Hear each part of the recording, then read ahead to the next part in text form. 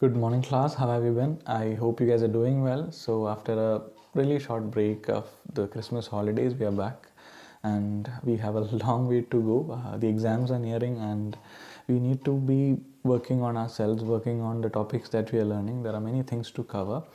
We have actually given you already a very thorough idea about the concepts, but the most important part is practice. That is, having a thorough awareness of these concepts itself will not help you that much, but rather applying these concepts in real life scenarios, applying these concepts in the reading of literary texts, that will only help you understand them better, place them better in the society and in literature. So we have been seeing some works, we have been seeing some ways in which literary works are affected by the power structures in the society, how in literary works certain people are shown to be marginalized, that is, certain people are shown to not have some privileges, and certain other people have certain privileges, and certain people are exploited, certain people enjoy a higher stature in society, and how there is always a power hierarchy in the society.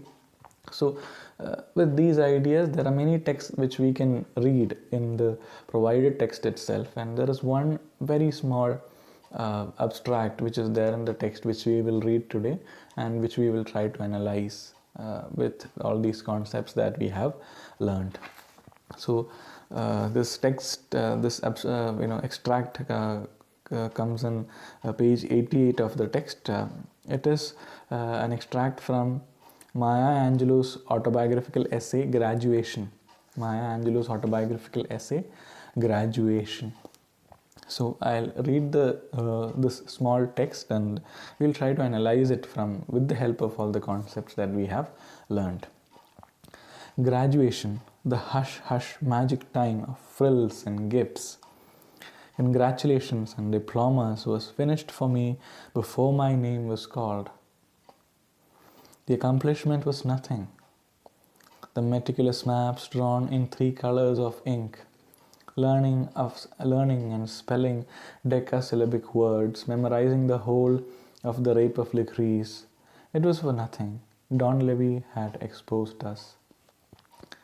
We were maids and farmers, handymen and washerwomen, and anything higher than that we aspired to was partial and presumptuous.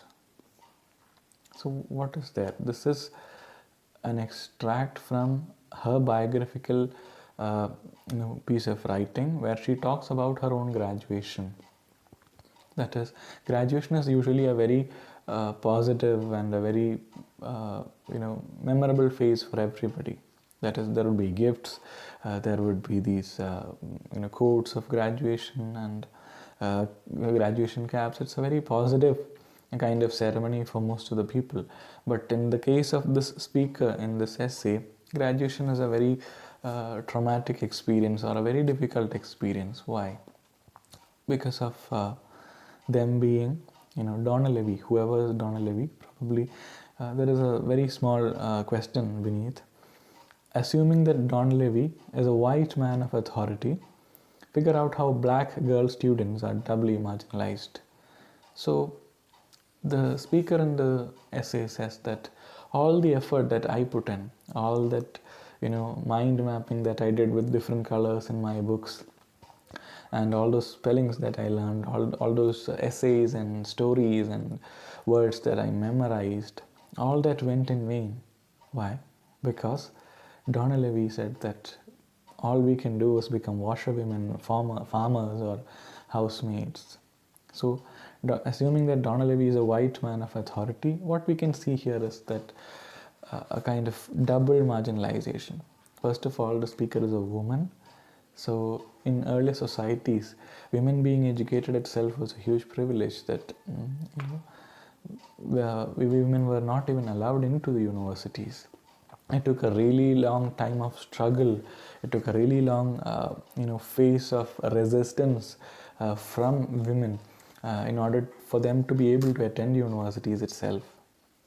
And another thing is, this speaker here is a black woman. So there is further marginalization. There is double marginalization. The Look at the way in which this person called Donna Levy, who was supposed to be a white man of authority, is actually ridiculing or bringing down or pinning down the identity of that person into their racial identity, that is blackness. So whatever possibilities that a person has, whatever scope of or future possibilities that a person has, is limited to their immediate identity of birth.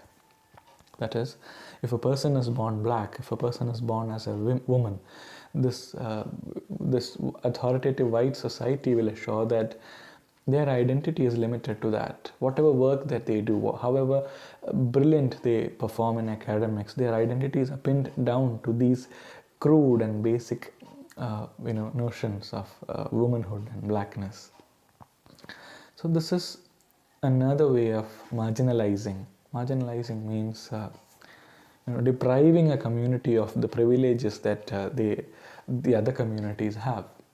So while the white people have wonderful graduation ceremonies and they enjoy with their families and have a really great time, this girl there, the black woman there, is her image is tarnished. All her work, all the positive things that she has done during her studies is tarnished just by the revelation of her identity. So this is something that goes on even now. There are many identities which limit people: caste identities, color identities, economic identities. So the scope that an individual has, if what I can achieve, no matter whatever happens, is being pinned down to these identities, like the color identity or racial identity or gender identity.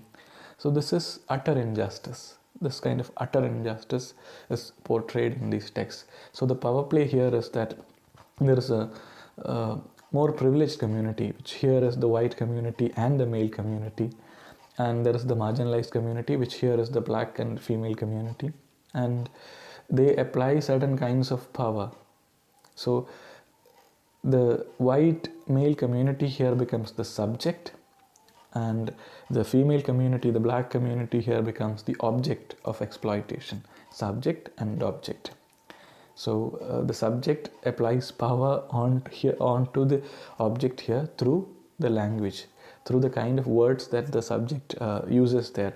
He is actually imposing power and limiting their identities and possibilities. So this is again a very significant social process that is revealed to us through this literary text, through the reading of this literary text. So this thing, that certain communities should have access to education, should have access to better language, better culture, all these things show how unequal the society could be. And many literary texts are there which would tell us all these. There are a couple of more literary texts that we will be learning in the coming days, which will tell us more about different kinds of exploitation, different kinds of power play. So we'll keep learning. Thank you for listening. Stay safe, and the new year is upcoming, so advanced happy new year also. Thank you very much.